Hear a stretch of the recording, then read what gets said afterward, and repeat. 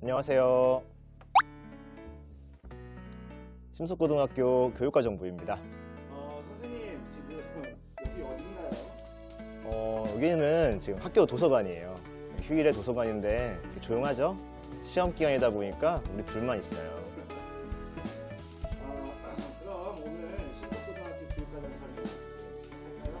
네, 시작하시죠.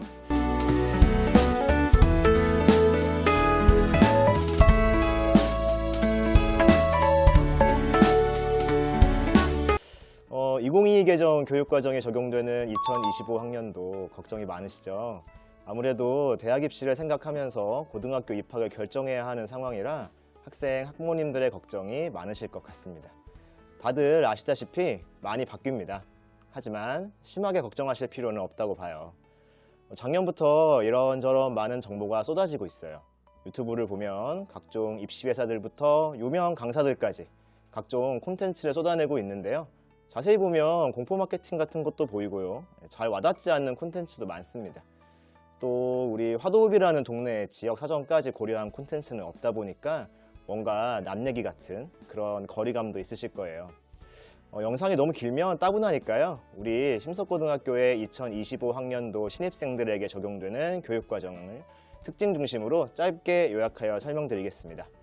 중간중간 앞으로의 변화에 대한 예언 같은 것도 곁들여서 설명드릴게요.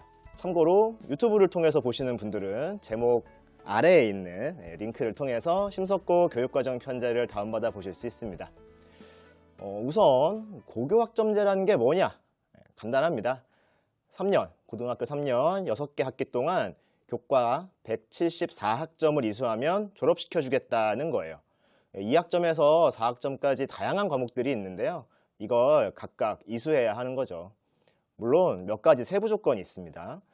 국수영 더하기 한국사 과목은 50% 이내에서, 그러니까 87학점 이내에서 수강해야 한다부터 해서 국수영은 각각 8학점 이상을 수강해야 하고요. 사회와 과학 과목은 10학점 이상, 한국사는 6학점 이상, 체육은 10학점 이상, 음악과 미술, 그러니까 예술 과목도 10학점 이상, 제2 외국어랑 교양 16학점 이상 등등 각 교과별로 세부 조건들이 있습니다만 어쨌든 교과 174학점을 이수하면 졸업 요건이 된다는 뜻이에요. 이건 선생님들이 안내해 드리니까 걱정하지 않으셔도 됩니다. 간혹 이수 못하는 학생들도 있지 않나요? 네, 뭐 그럴 수도 있겠죠.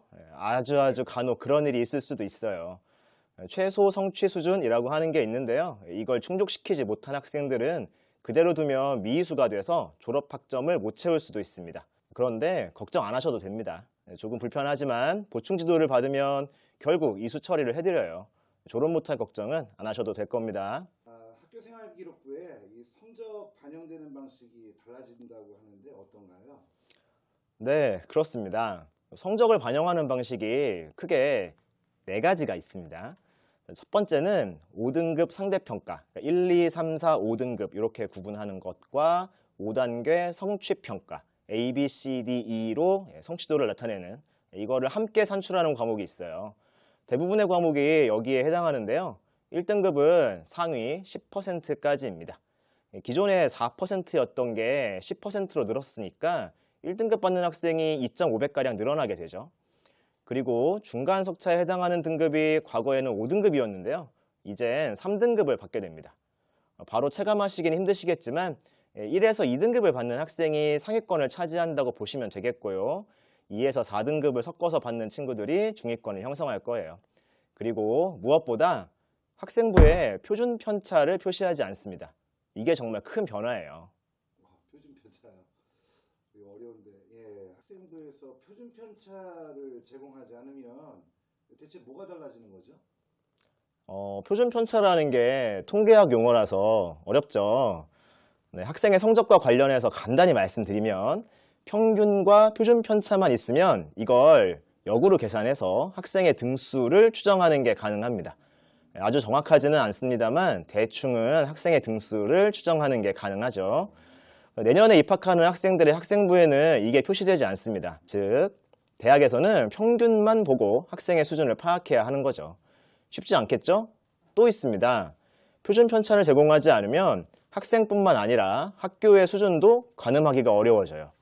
상위권 대학의 입장에선 불편한 일이겠지만 학생 개개인의 편차가 클 수밖에 없는 일반고의 입장에서는 나쁘지 않다고 할 수 있습니다. 심석고의 입장에서는 다소 유리해졌다고 보고 있어요. 나머지 평가 방식도 얘기해 주시죠. 하나만 얘기해 주신 거잖아요. 네, 나머지는 간단합니다.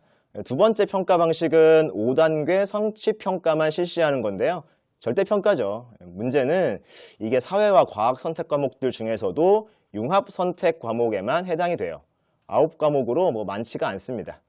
세 번째는 예체능 과목들인데요. A, B, C 이렇게 3개가 나오는 3단계 절대평가고요. 네 번째는 교양 과목이라고 하여서 이수, 미이수 이렇게 2개로만 나눕니다. 이 정도로 평가하는 과목들이 있습니다. 전체적으로 정리해 드리자면 상위권 대학의 입장에서는 고등학교의 학생부만으로는 이 학생이 우수한 학생인지 아닌지를 가려내기가 까다로워졌다라고 하는 걸 알 수 있습니다. 수능도 달라지죠. 이미 뉴스에 다 나온 거라서 다들 잘 아시겠죠? 문이과 구분이 없어요. 모두가 똑같은 수능을 봅니다. 범위도 대폭 줄었어요. 무엇보다 주목할 것은 사실 문과 수준으로 수학과학 시험을 본다는 겁니다. 또 선택 과목이 사라져서 표준 점수 같은 게 의미가 없어졌다는 거겠네요. 그러다 보니 특히 자연계, 이공계 대학 입장에서는 크게 부족한 수능이 되어버렸어요. 그렇다면 결론은 변별력 약화, 수능의 영향력이 아마도 약해지겠죠? 네, 맞습니다. 수능의 영향력이 크게 줄어들게 됩니다. 문제는 대학들이 어떻게 하겠느냐일 거예요. 어떻게 예측하십니까? 네, 제가 점쟁이는 아니고요. 이미 많은 대학이 제가 뒤에 말씀드릴 계획들을 세우고 있습니다. 아예 발표를 한 대학들도 있습니다. 여기서는 흔히 말하는 상위권 대학을 기준으로 설명을 하겠습니다. 결국 대학의 입장에서 보면 첫 번째, 표준 편차가 빠진 고등학교 내신 성적 자료와 변별력이 약해진 수능 성적 자료밖에 없는 상황입니다. 상위권 대학들은 이렇게 전형 자료가 빈약해진 상황에서 이른바 옥석을 가려야 하는 난처한 상황에 빠진 겁니다. 우선 9월 대입, 즉 수시부터 말씀드리면 학생부, 즉 내신으로만 뽑으려고 하지 않을 거예요. 수능 최저학력 기준을 다시 도입하거나 확대하고요. 또 나아가서는 더 엄격하게 적용할 거라고 봅니다. 필요하다면 면접이나 구술시험을 강화한다든지 논술을 도입한다든지 할 거예요. 자연계에서 논술을 도입할 경우에는 옛날 본고사 느낌이 나는 그런 논술로 갈 수도 있겠죠. 1월 대입, 즉 정시도 마찬가지입니다. 수능으로는 도저히 못 뽑겠다 하는 대학들은 정시에 학생부 내신 성적을 반영하려고 할 거예요. 그렇다면 3학년 2학기까지는 반영하겠다고 하겠죠? 지금도 소수이긴 합니다만 3학년 2학기까지의 내신을 다 반영하는 전형을 실시하는 대학이 있거든요. 종합하면 이렇습니다. 상위권 대학이라면 9월 대입 수시와 1월 대입 정시 모두 학생부와 수능을 반영한다. 그런 측면에서 보면 수시와 정시는 전형 요소에서 큰 차이가 없다. 정시까지 가고자 하는 상위권 학생이라면 3학년 2학기까지 열심히 해야 한다. 이거예요. 그럼 어떻게 준비해야 될까요? 아무래도 부담이 더 커진 듯한 느낌이 드는데요. 부담이 커진 듯한 느낌이 드는 건 아마도 준비할 게 많다고 생각이 돼서 그런 거라고 봐요. 하지만 이미 상위권 대학에 가려는 심석고 학생들 중에는 그렇게 준비하는 친구들이 꽤 있어요. 일단 이 설명회를 시청하시는 중3 친구들과 학부모님들께서는 이 점에 주목하셔야 할 것 같습니다. 제가 지금까지는 성적 얘기만 했잖아요. 근데 숫자로 표시되는 성적만큼 중요한 게 과목별 세부 능력 및 특기사항, 흔히 세특이라고 하죠. 이 세특이 중요하고요. 또 성적도 중요하지만 어떤 과목을 이수했는가도 중요해요. 너무 쉬운 과목만 골라 들으면 안 되고요. 진로와 연계된 과목이면 더 좋고요. 심화 과목을 수강했다면 더더욱 좋겠죠. 또 3학년 2학기까지 알차게 과목을 선택하고 공부해야만 대입 정시까지 성공 확률을 높일 수 있습니다. 그럼 다시요. 어떻게 준비해야 되죠? 고등학교 어떻게 선택해야 될까요? 어떤 친구들은 급식 잘 나오는 학교가 선택의 기준이다 이렇게 얘기를 하더라고요. 참고로 심석고 급식은 제가 보기에 좋습니다. 저도 꼬박꼬박 급식을 먹고 있는데요. 저도요. 학생들 반응은 안 물어봐서 모르겠습니다. 주변에 아는 사람 있으면 물어보세요. 좋다고 합니다. 다행이네요. 뭐 학생과 부모님들 고등학교를 선택하는 기준은 제각각일 거예요. 그러나 가장 큰 비중을 차지하는 것은 입시가 아닐까요? 물론 인성교육이 제일 중요합니다만 오늘 주제는 아니니까 빼겠습니다. 네. 심석구 입시는 다들 아시겠지만 지역사회에 널리 입소문이 퍼진 상태라서 굳이 세세하게 말씀드리지는 않겠습니다. 중요한 건 내년에 입학생들에게 적용되는 편제표를 보셔야 해요. 이 아래에 심석구 편제표 링크가 있습니다. 참고하시길 바라고요. 아마도 학생들마다 어떤 학교로 갈지 선택지가 있으실 텐데요. 각 학교의 편제표를 꼭 비교해보고 결정하시기 바랍니다. 어떤 과목을 개설하고 있는지, 내가 원하는 과목이 3학년 2학기까지 알차게 개설되어 있는지 꼭 확인하시길 바라요. 또 수능을 함께 준비하는 데 도움이 되는 교육과정인지를 검토해 보시길 바라고요. 공부 욕심이 있는 친구들은 심화 과목이 충분히 개설되어 있는지도 보시기 바랍니다. 당연한 얘기지만 고등학교 3년을 보낸다는 게 여간 힘든 일이 아니에요. 힘내세요.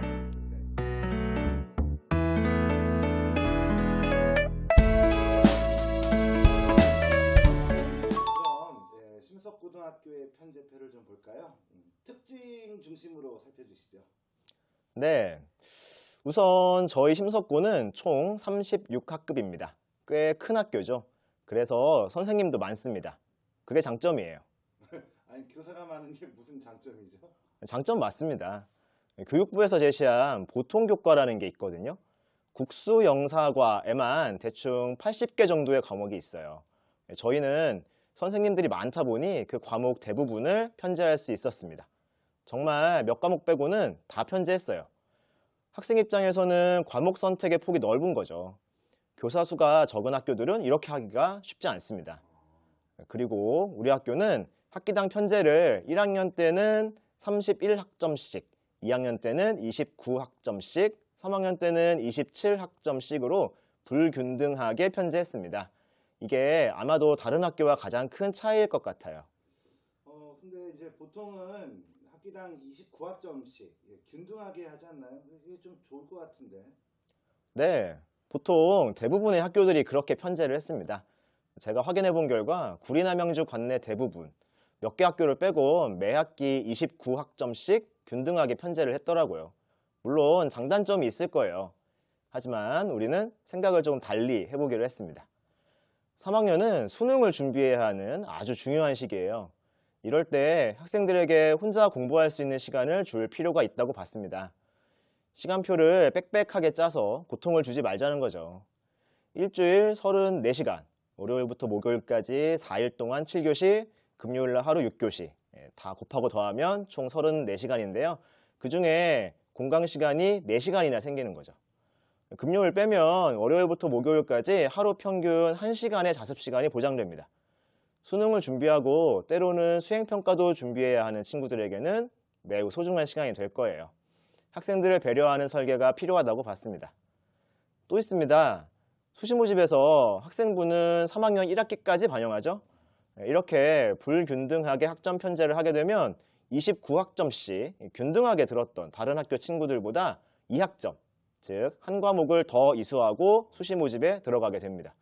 한 과목이라도 더 이수하고 수시모집에 지원하도록 했어요.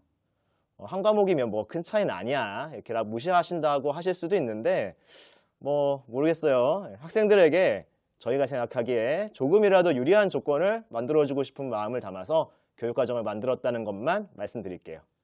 예. 그러니까 이제 3학년 때는 4시간이라는 공강이 생기는데 여유가 있는데 다른 학교들에 비해 한 과목을 더 이수하고 수시에 지원한다는 말씀이시죠? 네, 괜찮은 아이디어인 것 같습니다. 네, 감사합니다. 보니까요, 1학년부터 3학년까지 국수형 과목이 매 학기 한 개씩 학교 지정 과목, 그러니까 필수네요. 네, 그렇습니다. 이것도 나름 계획을 한 거예요. 고교학점제에서 이동 수업은 불가피합니다. 많이 늘어나요. 이동 수업이 많으면 좋은 점도 있지만 이게 너무 과하면 교실 현장에 혼란만 초래하게 됩니다. 더구나 국수형 선생님들이 학교에서 담임교사로 아주 큰 비중을 차지하거든요. 이렇게 국수형 과목을 필수로 넣게 되면 학생들은 최소 13시간은 이동을 안 하고 수업을 듣게 됩니다. 시간표를 잘 만들면 이동 수업을 더 줄이는 것도 가능할 거예요. 담임교사와 학생의 접촉을 늘려줄 필요가 있다고 봤어요. 요즘 담임 선생님들이 학생 상담하는데 시간 내기가 쉽지 않은데요. 조금이라도 얼굴을 더 볼 수 있도록 하는 겁니다. 또 편제표에서 3학년 국수형 과목을 한번 자세히 봐주세요. 혹시 수능 국어에서 가장 중요한 게 뭔지 아시나요? 독서. 그렇네요. 이게 독서? 네, 눈치채셨군요. 3학년 1, 2학기 국어교과의 과목은 모두 비문학 독해를 배우고 연습할 수 있는 과목입니다. 연속으로 편제했어요. 마찬가지로 영어도 독해 과목을 연속 편제했죠. 수학 과목은 앞에서 배운 것들을 종합하기 위해서 수학 과제 탐구 과목을 깔았습니다. 어차피 수능 공부를 해야 하는 상황에서 최대한 효율적인 편제를 만들고자 했어요. 이것 때문에 국수형 과목이 많아 보이지만 사실 보면 그렇지도 않아요. 국수형 과목은 최대 81학점까지 수강할 수 있거든요. 그런데 필수로 지정한 국수형 과목은 다 합쳐도 68학점입니다. 즉, 필요하다면 선택 과목에서 국수형 과목을 추가로 더 들을 수도 있어요. 매 학기 평균 국수형 한 과목씩 추가 이수가 가능하죠. 그런데 또 편집표를 보니까요. 물리, 화학, 생명과학, 지구과학 이 과목들을 다 들을 수가 없네요. 이거 혹시 문제가 되지 않나요? 그걸 문제라고 생각하신다면, 그렇다면 지금도 문제일 거예요. 지금도 물화생지 중에 3개만 들을 수 있거든요. 사실 서울대를 비롯해서 주요 대학들과 서울시 교육정보연구원이라는 곳 등에서 학생들에게 권장 선택 과목을 안내하고 있습니다. 내용은 지극히 상식적이에요. 그런데요, 물화생지를 모두 들어야 한다고 하는 학과는 없어요. 과학 과목은 필요에 따라서 3과목 정도로 들어도 전혀 지장이 없는 거죠.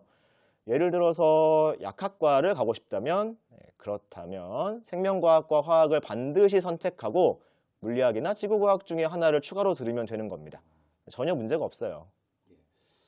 교육부에서요. 옛날에 뉴스를 보니까 심화수학이라는 과목을 수능에 도입해야 된다. 뭐 이런 얘기가 있었잖아요. 네, 그런 얘기가 있었는데요. 수능에 심화수학 과목은 도입되지 않았습니다. 하지만 자연계 학생들은 고민을 해보셔야 해요.